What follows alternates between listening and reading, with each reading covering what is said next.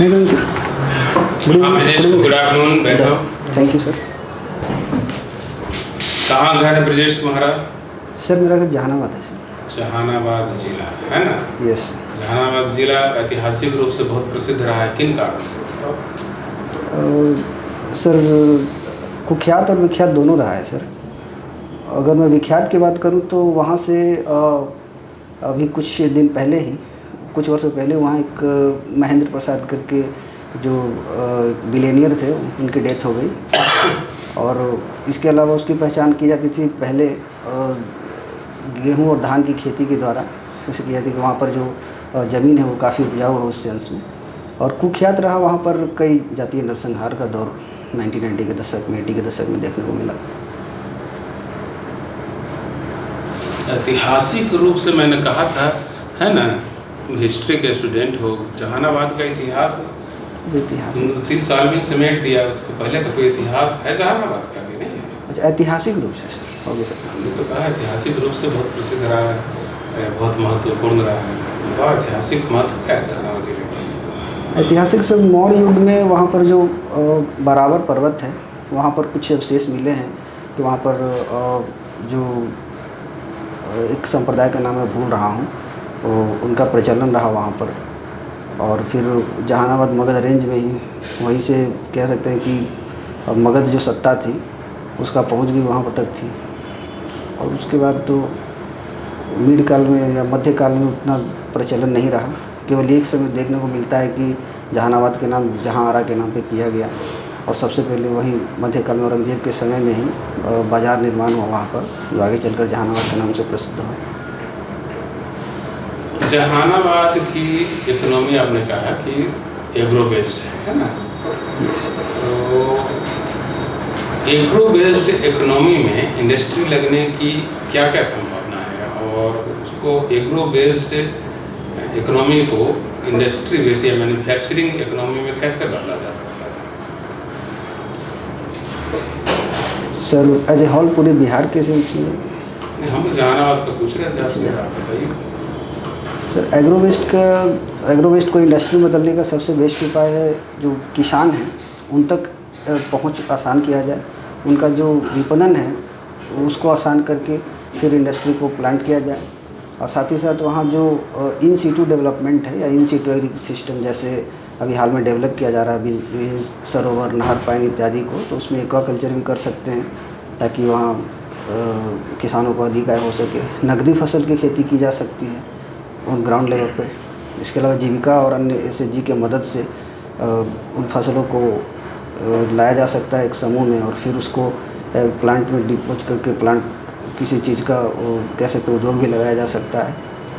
और इस तरह से अन्य भी उपाय हैं सर। जीविका की बात आपने की, जीविका क्या करती है? सर जीविका एक तरह से ग्रुप है, एसएचजी का सेल्फ हेल्प ग्रुप है, जिसमें जनरली उनकी भूमिका ये है कि जो लोन वगैरह है उसको आसान किया जाए और उस लोन को डिसबर्स किया जाए। ऐसे मूल लक्ष्य तो इसका रखा गया था पॉवर्टी को रिड्यूस करना, वर्ल्ड बैंक के द्वारा समर्पित है। आपने ग्रेजुएशन किया है इतिहास में, ठीक है, कहाँ से किया ग्रेजुएशन? एमयू बोध गया से सर। कहाँ? मगध यूनिवर्सिटी बोध गया से सर। मगध यूनिवर्सिटी से किया है। और कॉलेज कौन सा आपका? केपीएस कॉलेज था। तो गया की ऐतिहासिकता पर प्रकाश डालिए। गया ऐतिहासिक रहा है सर विभिन्न कारणों से। पहले तो देखें कि वहाँ पर बुद्ध काल में सर्वाधिक ऐतिहासिक उपलब्धि देखने को मिलती है। वहीं पर गौतम बुद्ध को ज्ञान प्राप्त हुआ। उसके बाद वहीं से जो महावीर थे उन्होंने भी वहीं पर अपने मैक्सिमम उपदेश भी दिया। और उसके बाद कुछ अभी याद नहीं आ रहा है सर। सब्जेक्ट आपका है Hindi language and literature. Yes. ठीक है, तो ये हिस्ट्री पढ़ते पढ़ते हिंदी की ओर रुझान आपका कैसे हुआ? सर एक्चुअल में ग्रेजुएशन के टाइम में एक और एग्ज़ाम का प्रिपरेशन कर रहा था, और इसी वजह से मेरा हिस्ट्री जो ऑप्शनल था उसको मैंने इतना मतलब फर्स्ट हैंड के तौर पे नहीं इस्तेमाल किया, और तब उसके बाद मैं सिविल सर्विस में आया सर। इसलिए मैंने हिंदी लिटरेचर चुना, ताकि जो सिलेबस भी आसान था और थोड़ा रुचि भी बचपन से अधिक थी उसमें। तो हिंदी के लिए जो हिंदी भाषा का जो विकास है, उद्भव और विकास है ना, तो प्राचीन काल में तो संस्कृत से हम लोग लेते हैं, उस वो विकास का क्रम क्या है बताइए, उसमें प्रकाश डालिए थोड़ा सा। कैसे संस्कृत भाषा से आगे बढ़ते बढ़ते हम हिंदी भाषा की ओर आए, और किन कारणों से कुछ भाषाएं पिछड़ते चली गई और नई भाषा आती चली गई। सर चूँकि संस्कृत जो भाषा है वो थोड़ी सी क्लिष्ट भाषा रही और आम जन तक इसकी पहुंच थोड़ी सी मुश्किल रही, तो धीरे धीरे जैसे जैसे भाषा में सुघड़ता आने लगी, सुलभता आने लगी, वैसे ही संस्कृत से फिर प्राकृत, पाली, फिर अपभ्रंश, अवहट, और तब फिर आधुनिक हिंदी बननी शुरू हुई। और इसका एग्जैक्ट ईस्वी सन तो मुझे याद नहीं आ रहा है सर।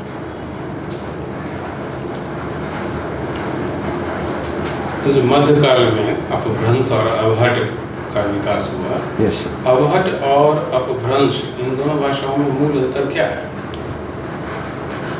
जनरली कोई बहुत बड़ा अंतर नहीं है, लेकिन जैसे जैसे सरलीकरण शुरू हुआ वो विभिन्न स्तर पर अंतर देखने को मिलता है सर। जैसे अपभ्रंश में हम देखें तो कुछ वर्णों का विकास नहीं हो पाया था, मतलब हिंदी वर्णों का, जैसे ए, औ, तो वो अब अवहट में देखने को मिलता है। अवहट में जो टवर्ग प्रधानता थी वो बढ़ने लगी एज़ कम्पेयर टू अपभ्रंश। उसके अलावा अपभ्रंश में जो ह्रस्व और दीर्घ की मात्रा थी उसका भी थोड़ा संगठन होना शुरू हो गया। उसके अलावा और जैसे जो अयोगवाद ध्वनि थे, जिसमें जैसे क है तो उसका ख है, उसका भी सरलीकरण होना शुरू हो गया, ख का ह में प्रयोग होने लगा।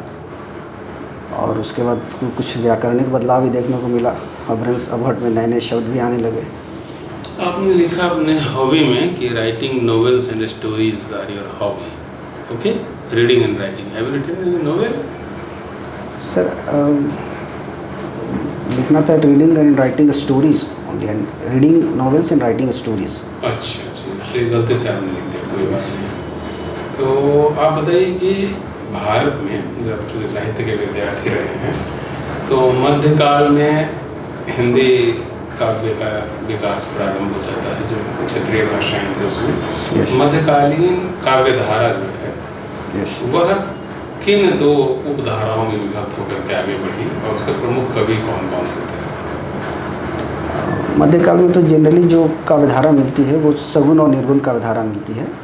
और निर्गुण काव्यधारा में ज़्यादातर दो काव्यधारा फिर मिलती है, एक निर्गुण ज्ञानाश्रयी और एक संत काव्यधारा, एक प्रेमाख्यानात्मक काव्यधारा। उसके अलावा अगर हम सगुण में जाएं तो फिर एक काव्यधारा मिलती है कृष्ण भक्ति की, दूसरी मिलती है राम भक्ति की। प्रमुख कवि कौन कौन से हैं? और प्रमुख कवि संत कवियों में कह सकते हैं कबीर, रैदास, दादू दयाल। प्रेमाख्यात्मक में कह सकते हैं जयसी, और जयसी के अलावा भी सर अभी याद नहीं आ रहा। और कृष्ण भक्ति में कह सकते सूरदास हो गए, नंददास हो गए, परमानंद दास हो गए। और श्री राम भक्तधारा में हम कह सकते हैं तुलसीदास हो गए। तो तुलसीदास ने किस भाषा में रामचरितमानस की रचना की? तुलसीदास ने अवधी भाषा। रामचरितमानस का कोई पद या चौपाई आपको याद है? ठीक, याद तो है सर, कोशिश करता हूँ।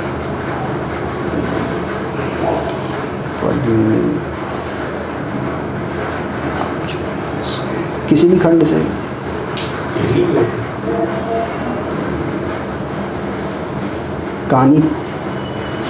कहानी खोरे खूबजी कुटिल कुचाली जानी, जो कैकई कह रही हैं मंथरा से। यही एक लाइन अब याद आ रहा है सर, वैसे तो याद काफ़ी था लेकिन अभी नहीं आ रहा।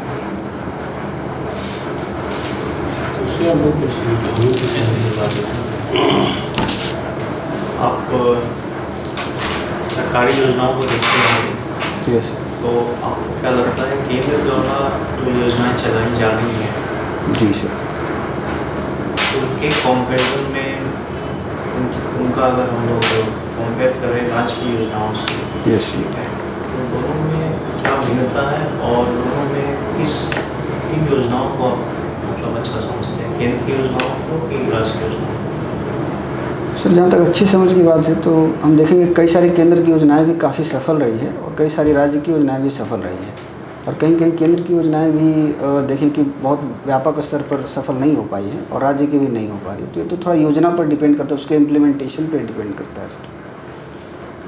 तो विफल होने का प्रमुख कारण क्या है? केंद्र का अगर कोई योजना है, अगर राज्य में वो विफल हो रहा है तो उसके पीछे क्या कारण है? विफल या कह सकते हैं कम सफल रहा है एज़ कम्पेयर टू अदर। उसमें एक तो कारण है केंद्र राज्य संबंध। इस उदाहरण के लिए मैं लेना चाहूँगा, जैसे बंगाल में अभी भी जो PMJAY है उसका उतना इम्प्लीमेंटेशन नहीं देखा गया।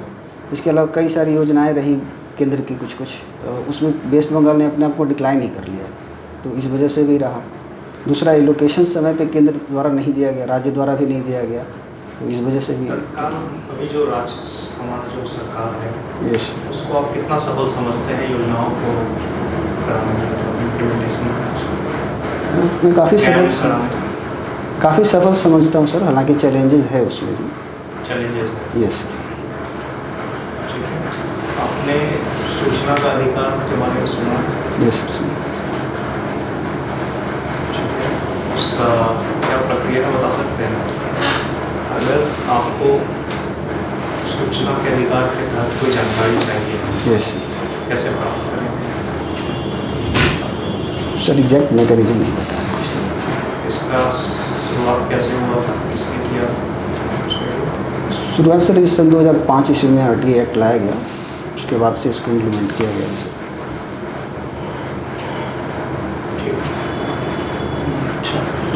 एक क्वेश्चन सर, आप एक सर बोल रहे थे एग्रीकल्चर सेक्टर के बारे में, जैसे अभी भी है कि हम लोगों को एग्रीकल्चर बेस्ड इकोनॉमी है, यस, फिर भी है कि इस एग्रीकल्चर में लोग उस सेक्टर में जाना क्यों नहीं चाहते हैं? यस। इसके लिए अगर जाएंगे तो फिर अगर आप चाहते हैं कि उसमें इम्प्रूव कैसे कर सकते हैं? एक तो है जाना नहीं चाहते हैं, अगर उसमें आप अगर किसी को मोटिवेट करेंगे तो उसको इम्प्रूव कैसे कर सकते हैं, कैसे मोटिवेट करेंगे? जाने नहीं देने का कारण तो ये है कि अभी जो इनपुट है एग्रीकल्चर का जो आउटपुट है मॉनेटरी लेवल पर खास करके वो बहुत कम है।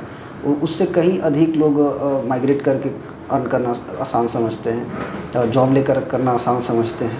तभी भी जो कृषि है उसका व्यापारीकरण नहीं हो पा रहा है। विपणन इम्प्रूव करेंगे इसको इम्प्रूव करने के लिए जैसा कि सरकार की तरह तरह की योजनाएं चल रही है, खासकर मदद ली जा सकती है ऑनलाइन स्कीम्स की, जैसे ई-नाम पोर्टल है, इसकी मदद लेकर आप डायरेक्ट ही ऑनलाइन सेल कर सकते हैं। उसके अलावा जीविका की मदद हम ले सकते हैं ताकि हमारे सामान को उचित जगह पर पहुंचाया जा सके।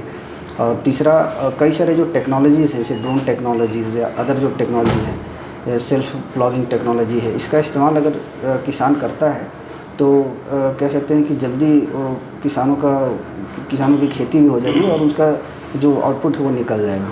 साथ ही साथ जो अन्य रोजगार हैं उसके साथ ही एसोसिएटेड, जैसे मिक्स फार्मिंग है, एक्वा फार्मिंग है, इसको अगर कंटिन्यू करें, मिशन शहद करके भी है, इसको अगर एक जगह पर इम्प्लीमेंट किया जाता है तो ये प्रोडक्टिव हो सकता है। तो इसको इंडस्ट्री से कोरिलेट कैसे कर सकते हैं? मतलब इंडस्ट्रियल डेवलपमेंट से एग्रीकल्चर को कैसे कोरिलेट कर सकते हैं? कई सारे फैक्टर्स हैं उसको कोरिलेट करने के लिए। पहला फैक्टर तो ये है कि उन तक पहुंच आसान हो, उनका प्रिक्योरमेंट बहुत जल्दी हो, उनके जो सामान से उनका पेमेंट आसान किया जा सकता है, जैसे MSME में पेमेंट होता है। फिर लोनिंग वगैरह का भी काम किया जा सकता है, जिससे कि उनको लोन लेने में आसानी हो, डिसबर्सल आसान हो। और साथ ही साथ जैसे कि स्वामित्व स्कीम चल रहा, अन्य तरह तरह की स्कीम है, तो इससे बैंकिंग सर्विसेज भी बढ़ाई जा सकती हैं उनकी, और डायरेक्ट बेनिफिट सर्विसेज भी दिया जा सकता है, जैसे कि वो एग्रीकल्चर में है। जैसे हाल में टेक्सटाइल मिशन लॉन्च किया गया है, कई जगह पे टेक्सटाइल पार्क बन भी रहा है, और ये सब करके भी मिलती है। तो इसके लिए सब्सिडी वगैरह स्कीम जो बिहार गवर्नमेंट चलाती है, यस, जो इंडस्ट्री डेवलपमेंट के लिए, इसके बारे में आइडिया है? ये सर कुछ स्कीम्स हैं उससे रिलेटेड, जैसे मुख्यमंत्री युवा उद्यमी योजना चल रही है, उसी में SC ST EBC महिला उद्यमी योजना है, जिसके तहत ये है कि आपको सब्सिडी मिलेगी 5 लाख तक, 10 लाख मैक्सिमम आपको लोन मिल सकता है, 84 किस्तों में उसको चुकाना है। इसके अलावा जो न्यू स्टार्टअप पॉलिसी आई है 2017 से अप्रूव कर दिया गया है, जिसमें भी सब्सिडी की बात कही गई है कि उसमें भी करीब 20 लाख तक आप अप्लाई कर सकते हैं, 10 लाख तक की आपको सब्सिडी मिल सकती है। इसके अलावा मुख्यमंत्री ग्राम परिवहन योजना है, बड़े प्रोजेक्ट के लिए ये स्कीम है। किसके लिए? बिहार गवर्नमेंट का बड़े प्रोजेक्ट के लिए भी स्कीम जो आप बता रहे हैं आपके, उसमें बड़े प्रोजेक्ट के लिए भी स्कीम है जो इंडस्ट्रियल प्रोजेक्ट के लिए। ये सर कुछ स्कीम्स हैं, जैसे भी टेक्सटाइल मिशन जो लॉन्च किया गया है, जिसके तहत ये है कि टेक्सटाइल पार्क बनाया जाएगा, तो जहाँ तक मुझे याद आ रहा है कि पूर्णिया में शायद इसका प्लांट लगने वाला है। और उसके अलावा जैसे जीआई टैग दिया जा रहा है, तो उस जीआई टैग पर भी अगर किसान वर्क करना चाहते हैं तो उनके लिए भी कुछ सब्सिडी प्रदान किया जाता है। तो जैसे मशरूम प्रोडक्शन हो गया, फिर मखाना प्रोडक्शन हो गया, उसके लिए भी ये दिया जा रहा है। उसके अलावा मत्स्य योजना जो लॉन्च किया गया है स्टेट गवर्नमेंट के द्वारा, उसमें भी ये कि अगर आप गृह पर मछली उत्पादन करना चाहते हैं, जिसको छत पर मछली करके स्कीम है, उसमें भी किया जा रहा है सब्सिडी का योगदान। सर एग्जैक्ट मुझे नंबर नहीं याद, लेकिन किया जा रहा है। ठीक है Brijesh, okay, thank you. Thank you.